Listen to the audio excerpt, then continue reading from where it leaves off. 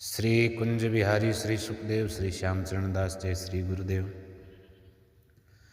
भक्त भक्ति भगवंत गुरु चतुर नाम वपु एक, इनके पद वंदन किए नासे विघ्न अनेक।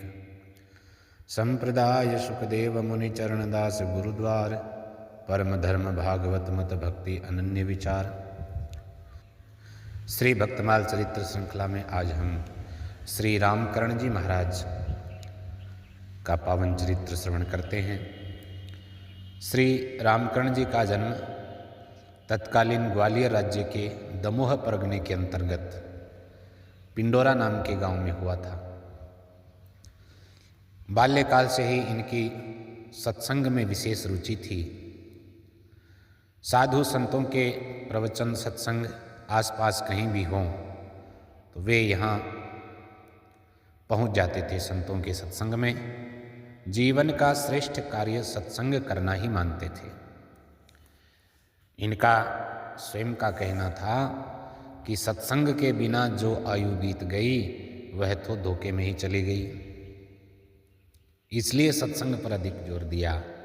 कुछ समय बाद किसी कार्यवश इन्होंने अपना जन्म स्थान जो पिंडोरा गांव था उसको छोड़ करके दूसरे गांव में निवास किया, जिस गांव का नाम था गढ़।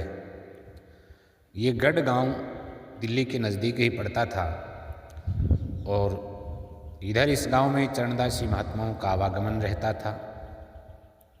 तो एक दिन इनके घर के ही पास में एक सत्संग होना था और सत्संग की सूचना मिलने पर श्री रामकरण जी भी समय से पहले ही वहाँ पहुँच गए सत्संग स्थल पर। और वहाँ श्री सुख संप्रदाय अनुयायी संत पधारे हुए थे। श्री रामकरण जी संतों के दर्शन करके उनको प्रणाम करके बैठ गए।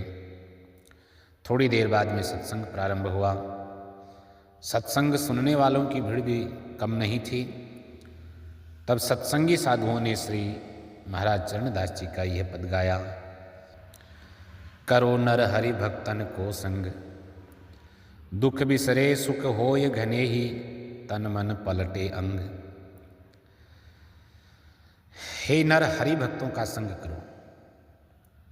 भगवत भक्तों के संग से बहुत लाभ है, इसलिए संग का विशेष महात्म्य प्रकट किया गया है ग्रंथों में, वाणियों में। तो सब संत कहते हैं कि संग तो करना है, लेकिन संग संतों का करना है। करो नर हरि भक्तन को संग, दुख बिसरे सुख होय घने। इससे लाभ क्या है? बोले दुखों को भूल जाएगा जीव, दुख विस्मृत हो जाएंगे, सुख उत्पन्न होंगे। है निष्काम मिलो संतन सो नाम पदार्थ मंग। संतों से निष्काम होकर के मिलिए, और यदि उनसे कुछ याचना ही चाहिए, मांगना है, तो नाम पदार्थ मंग, नाम रूपी पदार्थ की ही मांग करनी चाहिए। जी ही पाए सब पातक नासे। उसको पाने से क्या होगा? संत नामदान देंगे तो जे ही पाए, जिसको पाने से सब पातक नासे। ऐसा नाम प्रदान करते हैं संत की जिसको पा करके सभी पाप नष्ट हो जाएं। उपजे ज्ञान तरंग, उससे ज्ञान की उत्पत्ति होती है। जो वे दया करे तेरे पर, प्रेम पिलावे भंग। बार बार संतों के संग में जाएंगे, सत्संग में जाएंगे तो संत कृपा करके जो वे दया करे तेरे पर, जीव पर जब दया करते हैं तो प्रेम पिलावे भंग, भगवत प्रेम रूपी भांग वो पिलाते हैं। जाके अमल दरस है, हरि को नैनन आवे रंग। जिनके दर्शन अमल हैं और हरि को नैनन आवे रंग, इस संत की यही पहचान है कि उसके स्वयं के अंग प्रत्यंग में, आँखों में, वाणी में, मुँह पर, जीभ पर भगवत नाम, भगवत दर्शन, भगवत छवि समाहित रहती है। और यही वे सत्संग करने वाले जीवों को भी दर्शन कराते हैं। तो उनके चरण शरण ही लागो, सेवा करो उमंग। उमंग से उन संतों की सेवा करो, चरणों के सानिध्य में रहो। चरणदास तिनके पग परसत, चरणदास तिनके पग परसन, आस करत है गंग। श्री गंगा जी भी कहते हैं कि ऐसे निष्कामी अमल संतों के, भगवत प्रेमी संतों के चरणों को स्पर्श करना चाहती है, उनकी चरणों के स्पर्श करने की आशा रखती है। तो संत यह पद गाते हैं, आचार्य चरण की वाणी का समझाते हैं कि हे मनुष्य, तू केवल भक्तों का संग कर, इससे तेरे दुख तो तू भूल ही जाएगा, दुखों का तो नाश होगा ही होगा और खूब सुख भी मिलेगा, तेरा पूर्ण रूप से काया पलट हो जाएगा। अर्थात आध्यात्मिक परिवर्तन जीव के अंदर संतों की संगति से ही आता है। संतों से मिलने की रीति क्या है? तो संत कहने लगे कि भैया है निष्काम मिलो संतन सो, यही रीति है कि निष्काम होकर के मिलो और उनसे मांगना है तो भगवान नाम मांगो।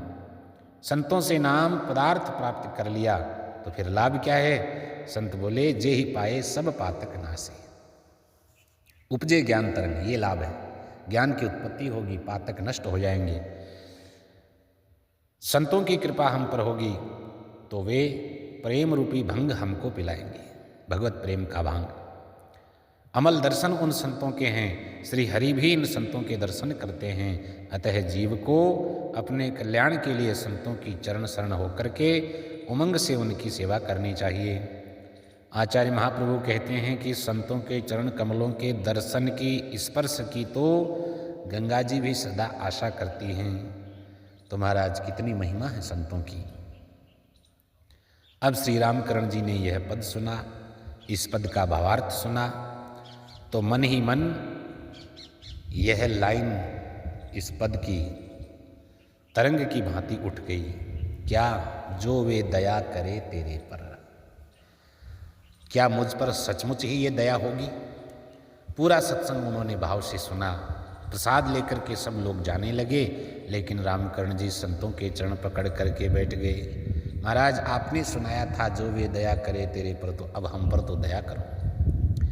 संतों ने कहा कि भाई आचार्य महाप्रभु श्यामचंद्र दास जी महाराज यहीं पास में दिल्ली में विराजते हैं, उनकी शरण में जाओ, वे परम दयालु कृपालु हैं।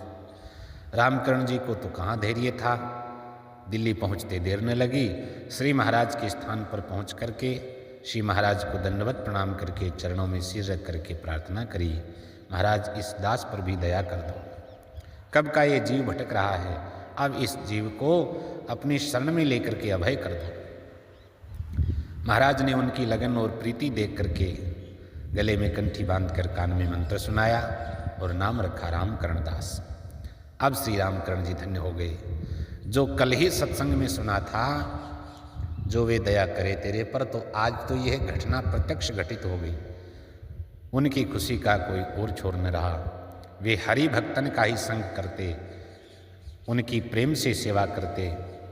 दीक्षा के बाद कुछ दिनों तक वे जलालाबाद रहे, फिर भजन कीर्तन रामत करते हुए झांसी जिले की देवा तहसील के एक गांव लुहारी में आ गए। लुहारी में एक छोटा सा स्थान बनाया। कुछ दिनों के बाद एक अन्य स्थान मुरैना के पास कलहोली गांव में भी बनाया। लोक कीर्ति को त्याग करके निर्बंध होकर के रामत करते हुए लोगों को भगवत भक्ति का उपदेश करते। कथा कीर्तन सत्संग से बड़ा प्रेम था इनको। भगवत भक्ति रस प्रेम रस में छके हुए श्री रामकर्ण दास जी ने लुहारी में रह करके इस प्रेम भक्ति की धारा में अनेक लोगों को अवगाहन कराया।